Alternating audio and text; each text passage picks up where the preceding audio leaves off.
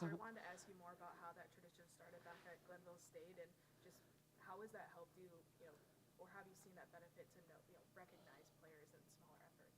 Yeah, we did it when I was a player, and we always really liked it. We always kind of fought over the belt. And I know a couple other schools that do that as well. And so we have a couple little trinkets and toys that we'll give out just for selfless things, for really effort-based plays. And she was proud of it and was wearing it around the arena and took it in, and so that was cute. Kim Mulkey joked that she got you an LSU onesie. Did you have a chance to open it? What did she get? She did not get me an LSU onesie. Her gift was very nice. She got me some baby blanket or some baby towels, some lotion and bath stuff, and then a onesie that was not. It was very neutral. It was not LSU. She said it was a conversation back in the day she had with Pat Summit that kind of encouraged her to want to continue to do these things.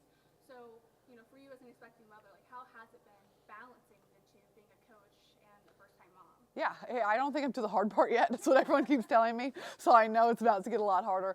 But Kim was great. She was just so inspiring and supportive about being able to do both. And to be able to get advice like that from somebody of her caliber was really amazing.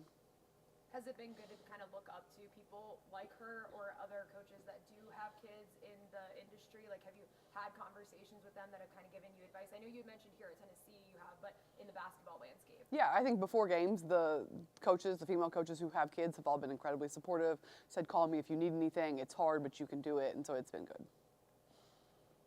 How are you feeling, and is there a plan? It feels like maybe you're due kind of soon. Yeah, any day now there is a plan, but we're not going to share it. Okay. The hand grabber when Sarah Puckett, yeah. So is that not what you want to call it? And first and foremost, it's the Hamburglar from McDonald's, but they're so young that they don't know what the Hamburglar is. And I was going to interrupt her and go off and say, you are too young to not know what the McDonald's toys are. But no, it was the Hamburglar, but bless her heart. I saw your face, I was like, I don't think that's That's not it, but. You mentioned on the radio that you felt like the defensive pressure wasn't consistent enough. It felt like there were times maybe in the press where their traps didn't come, or could you expand on that? Yeah, I think we were just a little bit lethargic the whole game. Didn't really have a lot of pop or juice to us, which is something I really wanted. Coming off of the games that we came off of, we're going to go watch the film now, but I mean, we had allowed easy entry after easy entry, didn't really get a whole lot of turns. Our half-court defense was better, but our full-court pressure was not where it should have been.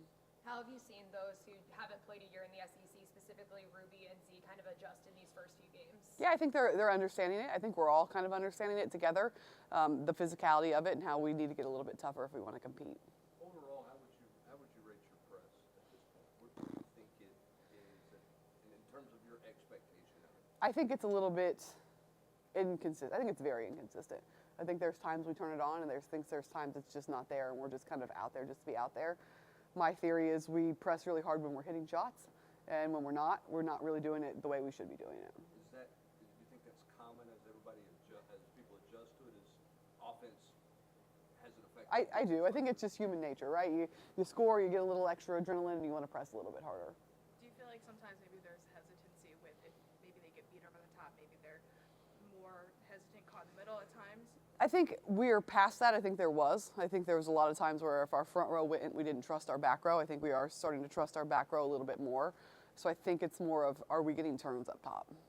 Is there any way you can shift that out of human nature, and even if you aren't hitting shots, to still have an effective press? Like, how do you coach that to them? Yeah, I think they do it when they're down. And so just finding a way to get them to do it for 40 minutes, which is hard. How would you maybe evaluate the offensive rebounding? It seemed like there was an opportunity for that margin to be a little bit bigger against Arkansas type of team, but is it where you wanted it to be? No, I think it still could have been better. I think it needs to be better, especially as we play Mississippi State. I think they only allow 8 offensive rebounds a game, so we really just need to make sure we hone in on that today at practice. I know you said that you feel like one of the most frustrating things about this team is that they don't play 4 quarters. What have you kind of been focusing on the last couple practices to communicate that message? We've just been trying to coach harder all practice long, and so as opposed to just saying we're not going to coach this or let's just move on to the next drill, of making sure that they get it before we move on. How have you seen them respond to that harder coaching, especially as this slate? They can take it. They can take hard coaching. There's no reason. They have been able to from the very beginning. Talked about Talasia being aggressive, finding your spots. You feel like that was more so what you were looking for against against Arkansas? Yeah, I think so. Hopefully she can build on that. What do you feel like is the next step for the offense at this point? I know Sunday just felt like it's hard to really gain momentum in that area or feel really fluid. Do you see anything that sticks out about the next step for them? Yeah, I think we still need to score more in transition, and that's just identifying roles and having people that will run in transition and go get easier buckets, push pace a little bit more, because as we go, the half-court defense we're going to play against is going to get harder and harder. So making sure that we're making people guard us downhill. What's the challenge of this week as you kind of settle into the grind of the season? I mean, last week you had 2 top 10 teams at home, but it probably a little easy to get juice. How do you make sure school's getting ready to start back? How do you get settled into the grind to make sure everybody understands the significance of every game? We just do it all the same. Every game we treat the exact same. We're in a routine. We're in a pattern now, and they should be focused, especially when we're at home, every game to show up and play hard. You've ran into several former players of Pat and coaches who have coached against Pat so far this season. Just any news stories that you've heard that they've shared? Not that I can think of. Favors had a couple of games where she's seen early minutes. What is she giving you in practice, whether physicality or otherwise, that has led to that? Yeah, she's our best offensive rebounder. She'll go in there and guard. She's tough. She's physical. She'll push people around, and when we're at a point right now where we need toughness, she brings that. You mentioned the offensive rebounding at Mississippi State. What else stands out about them? They're incredibly talented. They're going to go in transition. Their half-court defense is really good, so it's going to be a really tough matchup for us. They also have a pretty, strong 6'6" center. Just how do you feel like your team has handled playing against post? I know Iowa, they did a decent job of limiting O'Grady, but just kind of how do you feel like your team has handled? I think we've done better. I think there is improvement since thinking back to when we played Middle and Liberty, and we were not good in the post. So I do think, especially Jill, I think we're doing better in the post.